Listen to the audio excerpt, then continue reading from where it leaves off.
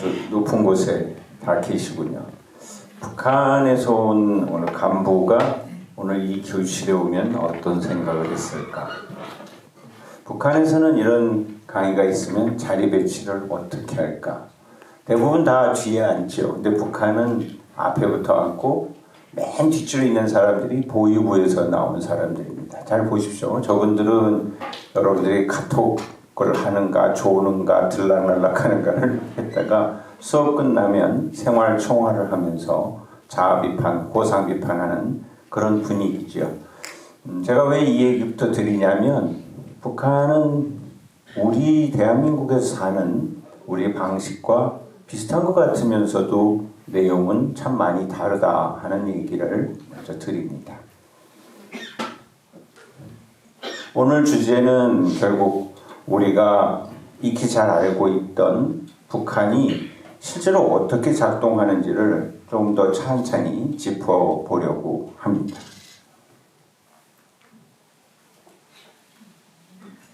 예? 예? 아, 이쪽에요? 이게 너무 오래돼서 굳었나 봅니다.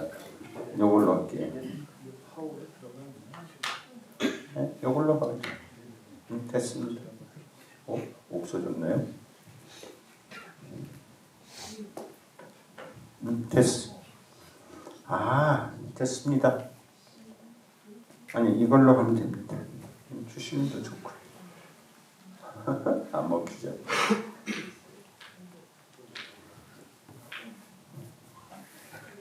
북한에서 강의를 못하게 방해 전파를 보내는 것.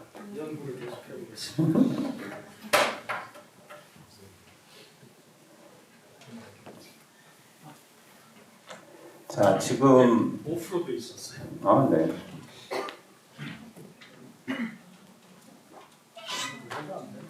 주세요. 제가 할게요. 네. 이 사진은 임진강가에 가서 제가 찍은 사진입니다. 보통 여러분들 이번에 현장 실습 강화도 가면 북녘땅을 이렇게 볼 거예요. 자, 임진강 넘어 저 멀리 보이는 북한이라고 하는 이곳 안에 내부는 어떤지 아무리 상상해도 가보지 않고는 잘 모르지요.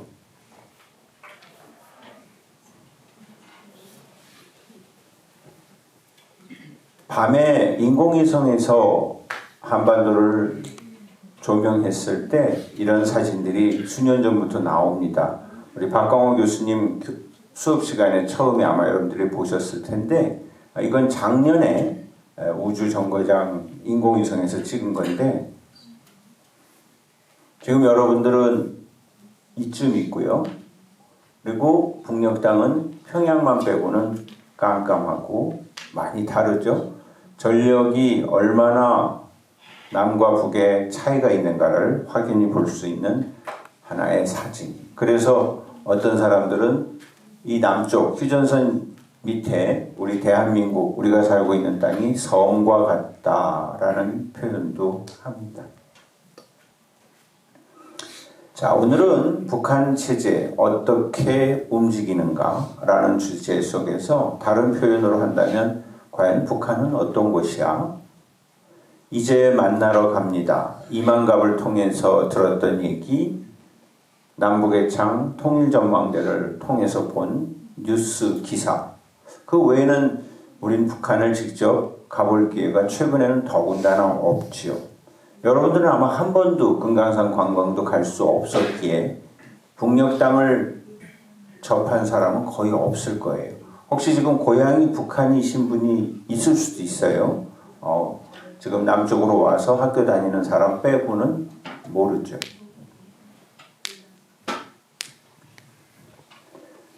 나무 위키 네이버를 검색하면 북한 조선민주주의 인민공화국 한자로 써놓고 영어로 Democratic People's Republic of Korea. 북한 국기입니다. 중국은 오성기라 그러고 북한은 붉은 하얀 원안에 들어있고 파란 국기가 이렇게 나뉘어서 구성되어 있습니다. 지금은 참 많이 변했어요. 우리가 살고 있는 대한민국도. 제가 여러분처럼 대학교 다닐 때는 북한 국기를 이렇게 교실에서 걸었다가는 보여준 선생님과 본 학생들이 왜 이걸 봤느냐고 할 정도로 굉장히 민감하던, 올림픽 때도 북한 선수단이 입장하면 TV가 선전을 보여주거나 국기를 보여주지 않던 그런 시절입니다. 에이, 뭘 그럴 때가 있었어. 아니요. 북한은 대한민국이 인정하지 않는 실체였기 때문에 그 정도로 경계를 하고 접했던 것이죠. 오른쪽 건 뭐예요? 국장? 잘 안 듣던 단어인데 국가를 상징하는 심볼이에요. 그래서 북한 헌법에 보면 벼 이삭을 따 올리고 붉은 오각별이 하늘에 있으면서 수풍댐처럼 이렇게 있고 전기 이렇게 해서 이거를 국장이라 그래요. 이 모양만 나타나면 아, 북한이구나 하는 것으로 상징한다고 하죠. 자, 여기서 보면 공화국이라 그랬어요. 북한에서 온 사람들이나 제가 북한을 가끔 갔을 때 북한에 살고 있는 사람들은 저를 보고 남측에서 왔는데 우리 공화국은 말끝마다 공화국이라고도 합니다. 그래서 지금도 우리 언론에도 공화국은 그렇게 따지지만 과연 그게 무슨 뜻일까 해서 북에서 살던 분들한테 얼마 전에 물어봤어요. 그랬더니 아무도 그 뜻을 몰라요.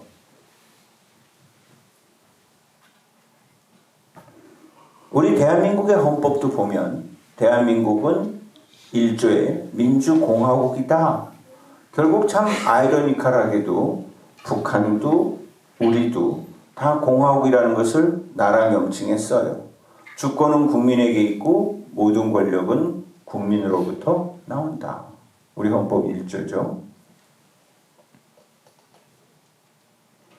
북한 헌법 서문을 보면 읽어볼게요. 조선민주주의인민공화국은 위대한 수령 김일성 동지와 위대한 용도자 김정일 동지의 국가건설 사상과 법적이 구현된 주체의 사회주의 국가이다. 조선민주주의인민공화국은 위대한 김일성 김정일주의를 국가건설과 활동의 유일한 지도적 지침으로 삼는다. 우리 헌법의 문구와는 확연히 차이가 나죠. 북한은 아예 헌법에 김일성 김정일주의라는 걸 넣었어요. 우리는 문재인주의, 윤석열주의 이런 건 헌법에 안 들어있죠. 많이 다르죠. 자, 북한 체제를 이해하는데 첫 화두, 공화국. 한자로 서로 두 사람 이상이 화합해서 정치하는 나라를 공화국이라고 해요. 주권이 국민에게 있고, 공화국은 왜 나왔는가? 절대 권력을 가진 군주가 계속 세습해 나가니까 신물이 나고 그 후유증에 진절머리를 낸 구성원들이 각성을 해서 이제는 혼자 다스리면 안 돼. 절대 권력을 쥐인 자가 세습하면 안 돼. 해서 만든 게 공화국이에요. 즉 세습에 의한 군주제를 싫어하고 부정하는 것에서 출발한 것이 공화국인데 북한은 어때요? 국명에는 공화국이라고 했지만 70년 넘어 80년 가까이 지도자가 셋밖에 없어요. 김일성, 김정일, 김정은. 결국 세습하지 말라고 출발한 공화국이 북한에서는 세습하는 나라의 국명으로 들어있다는, 참으로 역사적으로 잊기 힘든 사례가 존재하는 거죠. 자, 앞으로 여러분들이 통일이 되어가는 과정에서 북한에서 온 사람, 북한에 가면 공화국이란 말을 많이 들을 거예요. 그러면 따지지 말고 저렇게 해서 공화국이 아닌데 공화국임을 얘기하다 보니 그냥 습관적으로 얘기하는 거구나. 그리고 그렇게 쓰는 사람에게 공화국이 뭐냐 그러면 답을 하는 분들이 거의 없다는 사실. 왜? 절대군주가 세습하는 것을 부정해서 나온 말을 설명을 다 알게 되면 북한 체제를 부정하는 거니까 북한 내부에서는 허용되지 않겠죠. 북한 체제는 어떤 체제인가? 공화국인데 원래 뜻의 공화국하고는 다른 그런 특성을 갖고 있다는 얘기입니다. 북한은 한마디로 한 번도 열려본 적이 없어요. 조선 봉건 체제에서 일제 식민지 체제로 소련 군정 시기에서 김일성 통치하로 지금까지 절대 권력의 승계가 이어지고 있는 체제니까 동구공산권처럼 50년대 중후반에 잠시 시장경제나 자유를 만끽해 본 적도 없죠. 지금 이 시간 3시가 좀 넘은 시간 북한의 주요 대학교의 학생들은 무엇을 하고 있을까? 2시 50분쯤에 수업이 끝나고 지금 빗자루를 들고 각 대학 마당에 있는 수령님 동상 청소를 하고 있을 거예요. 그때는 가고 안 가고 아니라 모두가 다 가서 열심히 청소를 해야 그날 끝나고 5시 한 40분 되면 집으로 가거나 기숙사로 가지요. 우리는 대학교에서도 공동작업을 하고 동원되는 일이 참 많은 것이 우리 여기 있는 여러분들과 제가 느껴보지 못한 그런 일들이죠. 한 번도 열리지 않고 한 번도 자유로운 세계를 맛보지 않았고 그러면 어떤 학생이 그래도 우리보다 좀 불편하긴 해도 사람 살기는 살 것 같은데요. 그래서 제가 인터넷이 안 되는데요. 예? 인터넷이 안 돼요? 네, 북한에는 인트라넷만 돼요.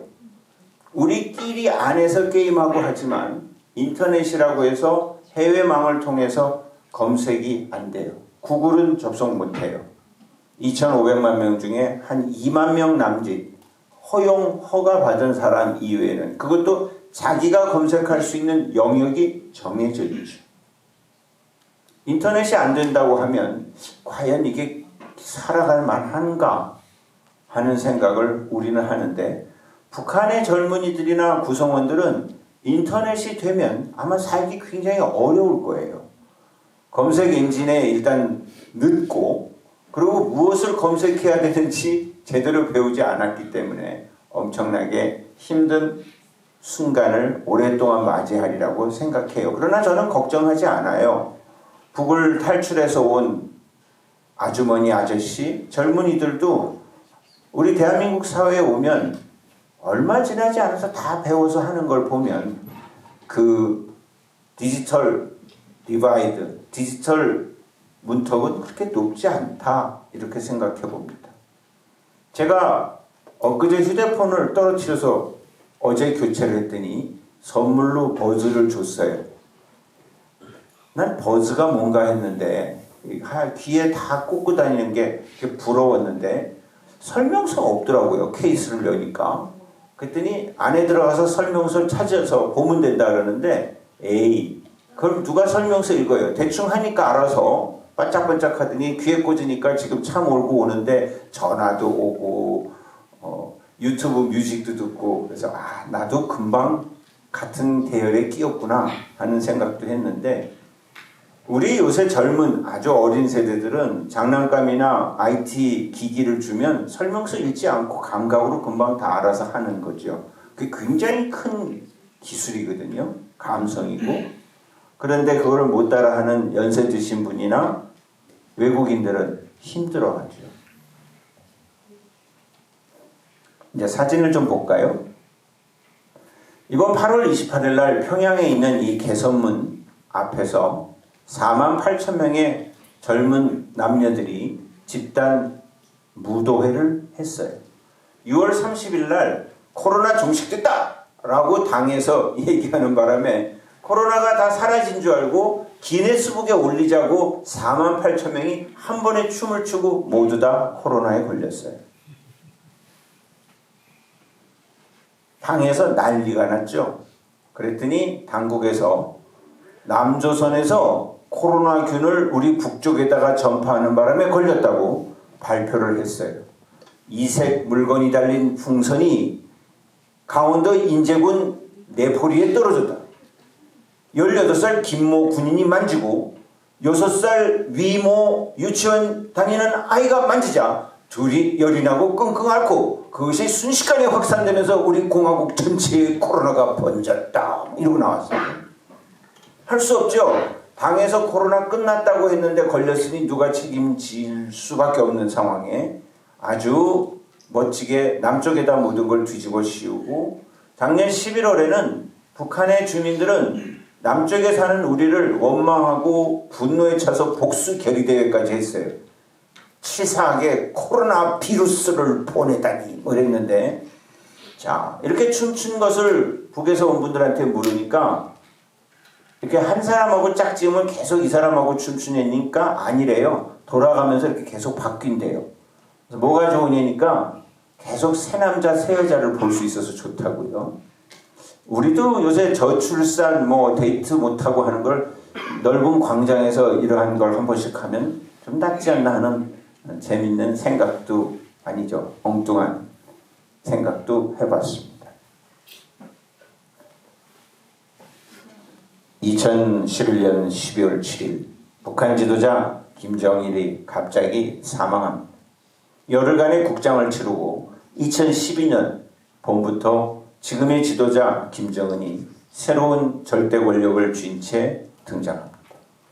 그해 9월 서해 열섬 뜨거운 지역이라는 연평도 앞에 있는 북한이 애지중지하는 세 개의 섬을 목선을 타고 북한 새로운 지도자 김정은이 방문을 합니다. 왜 목선을 탔을까? 철선을 타면 우리 레이더에 걸릴까봐 목선을 타고 파도를 헤쳐나가면서 꽤나 오랜 시간 김정은이 멀미한 모습까지도 보입니다. 드디어 장군님께서 우리 섬을 방문하시었다 하면서 뭐 기록영화가 어마어마하고, 드디어 장군님이 우리를 두고 떠나신다 그러자 맨 앞에 있는 이 친구부터 장군님 가지 마세요 그러고 다 바다로 뛰어들기 시작합니다. 앞에 있는 이 친구가 야 그만 가, 그만 들어가라. 아니야 가야 가. 그래가지고 몽땅 다 주민들도 장군들 장병들도 물속에 뛰어들죠. 목까지 잠긴 사진인데 그건 미처 가져오진 않았습니다. 그런데 보면 저 위에 무태 있는 사람들은 안 들어가고 있는 사람도 있어요. 그래서 제가 탈북하신 분들에게 이 사진을 보여주고, 아니 왜 저 사람들은 안 들어가고 저렇게 있냐니까 아마 경비도 쓰고 질서도 유지하지만 나중에 다 물에 들어간다 그러더라고요. 그래서 왜요? 그랬더니 장군님 떠나신 다음에 연병장에 다 모이면 야, 넌 바지에 물도 안 묻었는가? 그러면 전부 다 찍히기 때문에 바다에 가서 물을 다 묻혀가지고 물에 들어간 것처럼 하고 서 있는다는 거죠. 그 장면에서, 이 현상에서 북한에서는 살아가는데 따라쟁이가 참 많다라는 얘기를 합니다. 한 사람이 앞에서 야 하면 하지마, 아유 또 갔다 또 들어갔다, 아유 쟤 때문에 망했다 하면서 다 들어간다는 거죠. 들어가기 싫은 사람은 들어간 것처럼 하는, 북한 사람 이해하기라는 감희라는 탈북한 분이 쓴 책에 보면 북한 사람은 어릴 때부터 따라하지 않으면 손해본다는, 결국 따라쟁이가 가득 찬 곳일 수도 있다라는 해석에 저도 굉장히 의미가 있었어요. 저는 모두가 다 김정은을 연호하는 광신도들인 줄 알았는데 그러진 않을 거 아니에요. 그 사회도 사람 사는 사회인데 좀 덜 흥분하고 또 체제를 좀 마음속에 안 두는 사람도 있을 텐데 어떻게 다 광신도일까? 그런 해석이 저는 별로 얼뜻 설득이 안 됐는데 이번에 깨달았어요. 아, 다 하는 것처럼 보이지만 뒤에는 그냥 대충 한다는 거죠. 그렇지만 열성분자가 하는 것들을 따라하는 그런 곳이다 라고 생각하니까 훨씬 더 북한 사회를 현실에 가깝게 이해하는 것 같아서 괜찮았습니다. 이건 뭐냐고요? 여군 부대를 방문한 북한 지도자 김정은. 아, 기분 되게 좋답니다. 자, 여군들 얼굴 보면 하얗죠? 잘 보셨다가 통일되면 꼭 만나볼 사람을 하나 찾아보세요. 저는 이 여군. 표정이 아주 묘합니다. 슬픈 것 같기도 하고 기쁜 것 같기도 하고 멍한 것 같기도 하고, 계급이 이렇게 얇은 거는 이건 한 2년 된, 입대 한 2년 됐고요. 이렇게 좀 더 굵고 이건 한 4년 6개월 된 친구들이에요. 북한 여군은 의무 복무로 요새 바뀌었는데 북한 여성은 대부분 다 5년에서 7년 근무합니다. 남자들은 10년에서 13년, 17살에 고등학교 졸업하고 군에 가면 30살에 나옵니다. 근데 이번에 김정은이가 야 8년만 근무하고 농촌으로 가라. 그래서 8년만 근무하고 금년부터는 농촌에 가서 한 5년 더 근무하는데 다 입이 이만큼 나왔습니다. 왜? 군에서 오래 근무해야 당원될 가능성이 있는데 빨리 근무하고 농촌으로 가려니까 입이 나오니까 당에서 농촌 간 것도 인정해 줄게. 그래서 요새 농촌으로 많이 갑니다. 어떻게 구릿빛 얼굴들이 이렇게 하얗게 변해서 찍혔을까? 예, 한 달 전부터 미백 크림을 많이 나눠줍니다. 발라라, 발라라, 발라라. 예, 그래서 많이 하얘졌고요. 그 다음에 결핵 보균자가 섞일까봐 결핵 보균 검사를 해서 결핵균을 보균하게 되면 산등성 넘어 격리막사에 격리되고 장군님 오실 때는 건강한 사람들만 이렇게 사진을 찍습니다. 이걸 1호 사진이라고 합니다. 1호 사진은 북한의 최고의 지도자와 사진 찍은 그 사진을 1호 사진이라고 합니다. 1호 사진은 북한 사회에서는 꽤나 큰 영향력을 갖습니다. 지금 국회의원하는 태영호가 쓴 3층 서기실 책에 보면 베이징에서 영어 공부할 때 김정일 수령이 영어 학원에 방문하고 같이 찍은 사진을 아버지한테 줬는데 평양에 사는 아버지가 조사를 받게 돼서 조사관들이 집에 왔는데 이거 1호 사진 찍은 집이다 하더니 다 나가버렸다는 거죠. 결국 문제가 생겨서 당국의 조사를 받을 때도 수령이가 찍은 사진이 걸려있는 집에는 건드리지 않는다는 그 정도로 1호 사진의 위력이 굉장히 큽니다. 북한 체제는 어떻게 버틸까? 어떻게 유지해 나가고 지금처럼 대북 제재도 받고 식량난 경제난 소식이 나오는데도 체제가 움직이고 있는 이유는 뭘까? 바로 전 두 가지. 수령제라는 공화국이라는 것을 내세웠지만 실제로는 절대 권력을 가진 지도자가 세습을 하고 있는 체제 수령이라는 말. 폐쇄성. 인터넷을 자유롭게 할 수 없을 정도로 북한 안의 소식이 밖으로 좀처럼 나오지 않고 밖의 소식이 북한 안으로 들어가는 것은 더욱더 어려워. 이 두 기둥, 수령제와 폐쇄성이라는 두 기둥이 북한 체제를 받치고 있다. 저는 그렇게 생각합니다. 김일성이 죽으면 무너지는 줄 알았지만 아니었어요. 아들인 김정일이 후계 구축을 쭉 해오면서 다시 받쳤죠. 김일성 사망했을 때 많은 전문가들이 333을 얘기했습니다. 3일 만에 망할 거야, 3개월에 망할 거야, 3년 만에 망할 거야 했는데 그분들 얘기가 이제는 잊혀질 정도로 지나도 안 망했습니다. 김정일이 죽으면 진짜 흔들릴 거라고 했고 20대 중후반인 김정은이가 뭘 제대로 하겠냐고, 그리고 김정은은 2008년 아버지가 중풍에 걸렸을 때부터 후계 체제를 했기 때문에 2, 3년 갖고 뭘 하겠냐고 했지만 아니요. 20대 중후반의 지도자인 김정은 이제 84년생이니까 올해 우리 나이로 40입니다. 참 북한 체제의 예측을 이토록 맞추지 못하는 이유가 뭐지? 바로 이 두 기둥, 수령과 폐쇄성이라는 이 두 기둥은 북한 체제를 떠받치는 우리가 잘 모르는 아주 어색한 변수지만 북한 안에는 긍정적으로 작용하죠. 조금 더 보면 정치 사상교육, 불평등 구조, 총화, 귀때기 대적투쟁 원칙이라는 게 있는데요.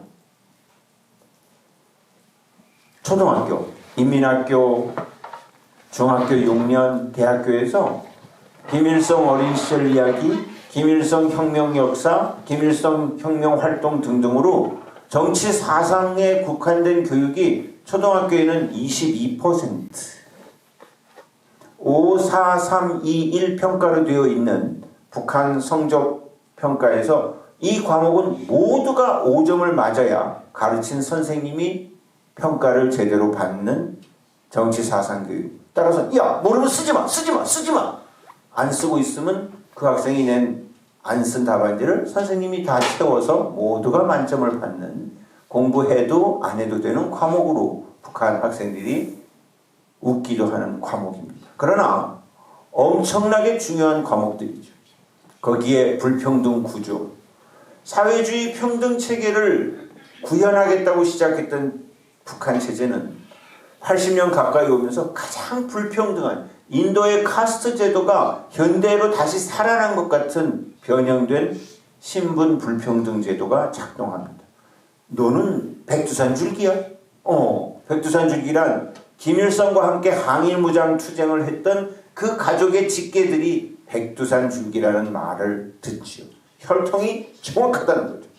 후지산 줄기? 이건 제1교포 째포들, 제1교포를 북한엔 줄여서 제포, 째포라고 합니다. 야, 돈은 있는데 이 사상이 좀 흐리멍덩한 북송된 교포들 한 10만 명에 가까운 사람들에 대해서 북에서는 째포라고 그러고, 당의 구조에는 째포과가 따로 있습니다. 이 째포들은 후지산 줄기, 거기에 따라 일제시대 때 부역을 했느냐, 고향이 남쪽이냐, 고아냐 등등을 해서 성분과 토대로 나눠놓죠. 북한 전체 핵심 계층은 많아야 한 20%, 얼두당토하게 여기도 아니고 저기도 아니고 왔다 갔다 하는 계층을 한 50%, 반드시 이건 끌어들이면 안 되는 북의 체제상 적대 계층은 한 30%. 우리 대한민국은 성분과 토대라는 게 나뉘어져 있을까요? 여러분 양반 출신이세요? 다 그렇다고 생각하시는 모양이네요. 조선조 초기에 0.3%밖에 양반이 없었는데 조선조가 붕괴될 말기에는 80몇 프로가 족보를 사고 팔면서 다 양반 행세를 하는 그런 신분 구조의 변동이 있었죠. 우리는 이제 반상제도라는 양반이니 상놈이 하는 것은 없어졌어요. 유교의 의식이 강한 집안에서도 그걸 따지진 않죠. 유교로 인해서 전쟁으로 피난 가다 보니 고향에서 재산을 갖고 있고 발을 딛고 있고 우리가 보통 학문적으로 물적 토대라는 것을 다 잃어버린 전화를 겪으면서 대한민국의 구성원들은 사회적인 이동성과 함께 원래 갖고 있던 기득권을 다 놓치고 새로 조성하는 혁명적인 전환 속에서 성분과 반상제도는 사라지고 말았습니다. 그러나 북은 사회주의 기준, 북한 체제의 기준으로 일제시대 때 일본 놈한테 조력을 했는가? 남조선 국방군 자식이냐? 고향이 남쪽의 지주였느냐? 하는 등등으로 따져서 분류를 많이 해놨죠. 무섭죠. 총화, 아까 얘기했죠. 오늘 여러분들은 총화가 필요 없을 정도로 지금 열심히 들어주셔서 고맙습니다. 총화란 이따 수업 끝나면 생활 총화를 합니다. 호상 비판하겠습니다. 서로 지적하십시오. 그럼 저기 있는 학생이 저기 학생은 2시간 내내 졸고 있습니다. 그랬더니 옆에 학생이 지난 시간에도 졸았습니다. 이렇게 하면 이제 그 학생은 벌떡 일어나서 과오를 인정합니다. 눈꺼풀이 천근 같아서. 이렇게 해서 자아 비판을 하지 않으면 살아남기 어렵습니다. 총화. 연좌제. 나만 잘못해서가 아니라 남이 잘못해도 같이 끌려 들어가는 북한에서 탈출한 분들이 가장 속상하고 무서운 게 저거라는 거죠. 언제 내가 같이 끌려 들어갈 줄 모르는 무서움. 이 연좌제. 바로 그거. 귀때기? 사랑의 불시착 보셨죠? 감청하고 도청하는. 이거를 큰 간부들, 높은 간부들을 주로 하는 부서를 왕귀때기 부서라고 합니다. 이 교실에는 아마 감청장치가 없을 겁니다. 그러나 북은 이렇게 강의하면 다 듣고 있습니다. 세 개의 정보기관이 저 교수 선생이 무슨 얘기를 하고 어떤 학생들이 질문을 했는가를 다 듣는 거죠. 이건 북한 체제에서 살 때면 늘 안고 살아가는 귀때기 속의 생존이죠. 또 하나, 대적투쟁 원칙. 이건 잘 우리 사회에 안 알려졌는데요. 갑자기 잘 나가던 친구가 숙청됐다는 뉴스가 나오는 게 우리 연구하는 사람들에게는 궁금한 과제 중에 하나였어요. 왜 그랬을까? 노무현 대통령이 휴전선 넘어가실 때 제일 먼저 악수하던 최승철이라는 황해도 아주 높은 당 비서가 왜 사라졌을까? 대한민국으로 와서 대통령을 만나겠다고 하면서 일정을 하루 연기해 가면서까지 그러면서 더 많은 것을 얻어간 류경이라는 국가보위부의 제1부부장은 왜 1년 후에 사라졌을까? 궁금했죠. 근데 최근에 북에서 아주 고위층으로 있던 분들이 우리 언론에는 공개되지 않은 채 대한민국에서 사시고 있습니다. 이제 한참 살다 보면 말을 좀 자유롭게 하게 될 때 저도 만나죠. 그래서 그 질문하면 하하하 웃으면서 그게 그렇게 궁금했어요. 대적투쟁 원칙을 어겼어요. 네? 당에는 네가 남조선에 가면 2박 3일 동안 몇 시에는 뭐하고 몇 시에 뭐하고 몇 시에 뭐하고 10시 40분 되면 숙소 와서 자라 이렇게 돼 있는데 아 됐어. 남조선 장관이 잠깐 나오라 그래. 자기 생일이라고 술 한잔 먹자고. 그래서 10시 반에 나갔는데 밤 3시에 들어왔어요. 새벽에. 그래서 더 많은 걸 얻어왔죠. 평양 돌아가니까 환호도 받고 역시 잘했다고 칭찬받았지만 대적투쟁 원칙을 따지는 부서에서는 이거의 당이 지시한 걸 어기고 온 거에 대한 해명이 없다는 거죠. 권력이 높아져 있을 때는 못 건들다가 조금 평상시로 돌아오면 그 왼팔 오른팔을 일거수일투족을 보면서 어디서 달러가 났길래 식구들하고 교회에 나가서 고깃집에서 고기를 사 먹는지 또 어떻게 됐으면 저런 달러로 저런 물건을 사는지 어디서 전자제품이 생겼는지 다 하나 보고 오른팔 왼팔 부하들부터 조사를 합니다. 느낌이 이상해. 설마 나까지 건들려고. 그런데 결국 나도 오라고 소환 통보가 오죠. 가보면 옥회 동무는 그날 왜 당의 지시를 어겼는가에 대해서 해명하라고 하는데 뭐 해명할 게 없죠. 더 성과를 내기 위해서 그걸 왜 당신이 결정하는가? 당이 결정해 준 거에 대해서 왜 해명도 없고 허락도 안 받고 네 마음대로 체류 일정을 하루 연장하는가? 아니 이게 조차 시끄러워. 그래 남조선 장관하고 새벽에 나가서 무슨 간첩질 한다고 얘기했는가? 우와 바로 치고 들어오는 거죠. 그런데 씀씀이가 컸던 뇌물을 받고 승승장구하니까 많이 받아먹었기 때문에 받은 달러가 그렇게 받아먹었다고 할 수 없으니 할 수 없이 조사받는 대로 끌려가는 수밖에 없죠. 한 번, 두 번이 아니라 거의 1년 내내 부른답니다. 나중에 지쳐가지고 하도 허무하고 억울해서 할 수 없이 시인하는 모습을 보인다는 거예요. 대적투쟁 원칙. 저보고 교수님도 북한 꽤 많이 하는 것 같은데 이걸 몰라요? 하는 순간 하하 아무리 분석해도 대적투쟁 원칙이 북한 안에서 이렇게 강한 원칙이라는 생각은 못했죠. 여러분들도 앞으로 북한 뉴스를 보시다가 저 집은 왜 사라졌을까 했을 때 이 원칙을 한번 떠올려 보십시오. 모두 다 인민반 사업에 주인답게 참가하자. 북한 저 국경에 있는 해산시 해탄동 제22초소 한 200m나 250m마다 하나씩 있는 초소 잘 보십시오. 신고 방법 낯선 사람이 보이면 신고하는데 보위부도 하고 보안부도 하고 담당 보안원도 있어요. 좀 흐릿하지만 담당 보안원 195-454-8266 이게 북한 핸드폰 번호 국입니다.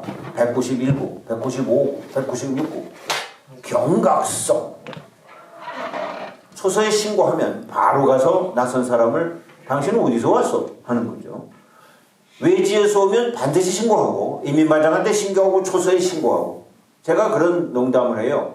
대한민국에서 북한이 궁금해서 북한 안으로 좀 침투해서 뭐 좀 얻어오라고 몇 명 보내면요. 이틀 안에 다 잡힙니다. 숨어 있을 데가 없어요. 북한 체제는.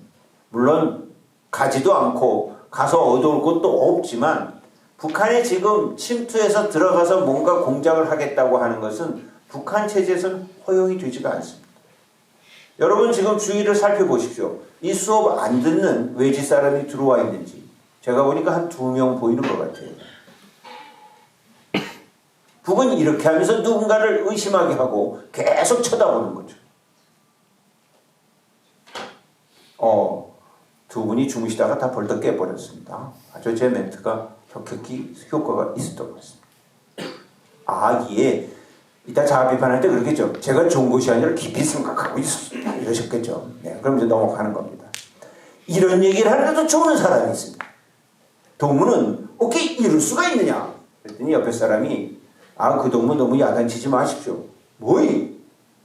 어제 비가 오지 않았습니까? 황사비가 쏟아지자 그 동무가 하얀 수건을 갖고 한 손에 우산을 받쳐든 채 우리 운동장에 있는 수령님 동상을 계속 닦아드리고 있었습니다.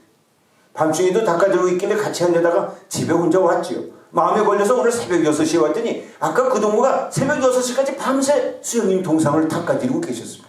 그러니 수업시간에 졸 수밖에 없지 않겠습니까?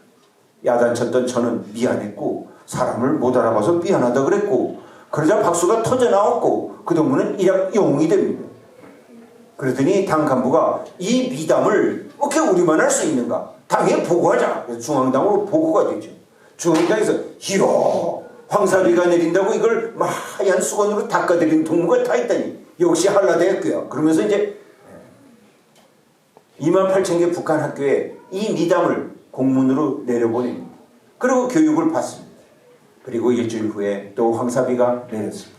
그러자 북한 전역에 있는 22,000개의 김일성 동상에 모두가 우산과 하얀 수건을 들고 동상 앞으로 몰려들었다는 상상도 못하는 이야기가 북한에서는 벌어집니다. 바로 이겁니다. 어디 갔지? 예, 긍정 감화. 북한은요, 처벌하고 야단치고 고발하고 이런 체제를 우리는 배워왔는데 아니요. 북한이 지금까지 버티는 또 하나의 아주 놓칠 수 없는 것은 긍정 감화입니다. 칭찬합시다. 이경규가 간다라는 프로그램이 예전에 있었어요. 여의도에 티코를 탄 뇌성마비 부부가 새벽 4시에 신호를 지키는 걸 보고 PD들과 카메라맨이 쫓아가서 그랬더니 쑥스러워하면서 신호 지킨 걸 갖고 왜 나를 찍느냐고 했던 영상이 전국으로 나가자 국민들은 열광을 했고 그 뇌성마비 부부를 따르자는 분위기가 있었고 그때 교통선을 잘 지키는 문화가 한때 높이 정착됐다는 얘기죠. 대구 두류공원에 비가 올 때 우산 100개를 공원 정문에다 놓고 쓰시고 나갈 때 후문이나 정문에 반납하라고 했는데 공원을 문 닫고 나니까 우산 100개 중에 98개가 반납이 됐다라는 너무 놀라운 회수율에 그랬더니 2개는 어디 갔냐고 대구 시민들이 난리가 났는데 보니까 벤치에다 두고 갔었다는 거죠. 그러자 대구 시민들이 너무 환호했고 다음엔 광주도 해달라고 해서 광주도 갔더니 광주도 100개가 다 나왔다는 거죠. 이 프로는 우리 국민들에게 굉장히 긍정적인 가치를 심어주는 계기가 됐습니다. 칭찬합시다도 그랬죠. 그런데 요새는 텔레비전만 틀면 사건, 사고, 훔치고 죽이고 무너지고 아름다운 얘기는 교회 주보에밖에 없을 정도로 한 곳에서도 아름다운 얘기는 안 나와서 저는 차라리 미담 TV를 좀 하나 만들고 싶다는 얘기를 해봅니다.